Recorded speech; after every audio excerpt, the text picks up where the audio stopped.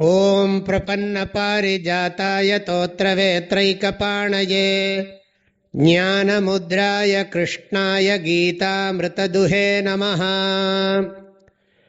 சஹ யஜ்ஞாः பிரஜாः ஸ்ருஷ்ட்வா புரோவாச பிரஜாபதிः அனேன பிரசவிஷ்யத்வம் ஏஷவோஸ்த்விஷ்ட காமதுக்.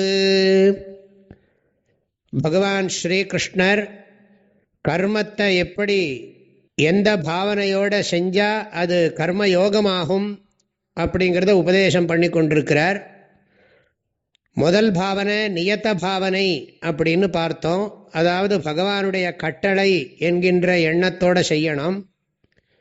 ரெண்டாவது பாவனை பகவானுக்கு நாம் செய்கிற பூஜை அப்படிங்கிற பாவனையோட செய்யணும்னு பார்த்தோம். பகவான் அதற்கு இங்கே பிரமாணம் சொல்றார்.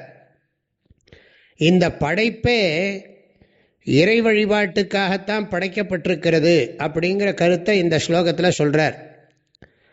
பிரஜாபதிஹி, பிரஜாபதினா இந்த படைப்பு கடவுள், சஹயஜ்ஞாக பிரஜா சிருஷ்டுவா, யஜ்ஞத்தோட கூட தான் மக்களை படைச்சாராம். புறான்னு சொன்னா படைப்பின் தொடக்கத்தில் அர்த்தம், உவாச்சன்னா சொன்னார்னு அர்த்தம். பிரம்மதேவன் படைப்பு கடவுள் இந்த மக்களை படைக்கும் பொழுதே இந்த உலகத்தில் எப்படி வாழ்ந்தா நமக்கும் சமூகத்துக்கும் நன்மை விளையுமோ அப்படிப்பட்ட வாழ்க்கை முறையை சேர்த்து தான் படைச்சார். எப்படி இந்த காலத்தில் ஒரு பொருளை படைக்கிற போது, ஒரு ஃபோனை படைச்சாலோ ஒரு காரை படைத்தாலோ அதை எப்படி பயன்படுத்தணுங்கிற அந்த மேனுவலும் சேர்த்து தான் கொடுக்குறாங்க. How to use this, how to operate, இதை எப்படி பயன்படுத்தணும் அப்படிங்கிற அந்த மேனுவல் கூடவே கொடுக்கப்படுறது.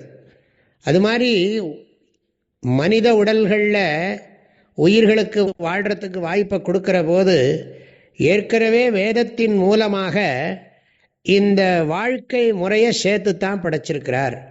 அதாவது அற வாழ்க்கையில் மக்கள் நிலைநிற்கணும், அறவழியில் பொருள் ஈட்ட வேண்டும், அறவழியில் புலனின்பங்களை துய்க்க வேண்டும், அறத்தைத்தான் முக்கியமாக கருத வேண்டும், ஆண்டவனை சார்ந்திருந்து அற வாழ்க்கையை வாழ்ந்து மனதை பக்குவப்படுத்தி தனக்கும் சமூகத்துக்கும் நன்மையை நிரம்பச் செய்ய வேண்டும் என்கின்ற எண்ணத்தோடு தான் படைச்சார்.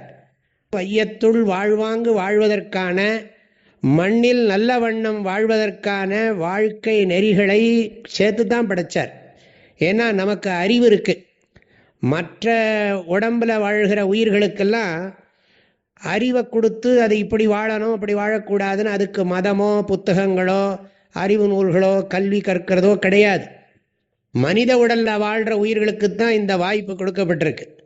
ஆகையினால படைப்பு கடவுள் படைக்கும் பொழுதே இந்த உலகத்தில் எப்படி வாழணுங்கிற அறிவையும் சேர்த்துத்தான் படைச்சார். அதற்கான பயிற்சி முறைகளெல்லாம் முன்னோர்கள் வாயிலாகவே நமக்கு வழங்கி இருக்கிறார் அப்படின்னு இந்த ஸ்லோகம் சொல்லுகிறது. சஹ யஜ்ஞா பிரஜா சிருஷ்டுவா புரா பிரஜாபதி உவாச்ச. பிரஜாபதி பிரம்மதேவர் படைத்தவர் மனித உடல்ல வாழ்கிற உயிர்களை பார்த்து சொன்னாராம், அனேன பிரசவிஷ்யத்வம், இந்த அறிவுபூர்வமான வாழ்க்கையின் மூலம் உங்கள் வாழ்க்கையை ஒளிபெறச் செய்து கொள்ளுங்கள், வளர்த்து கொள்ளுங்கள், உங்கள் வாழ்க்கையை வளமாக்கிக் கொள்ளுங்கள், நன்றாக சுகமாக இருங்கள்.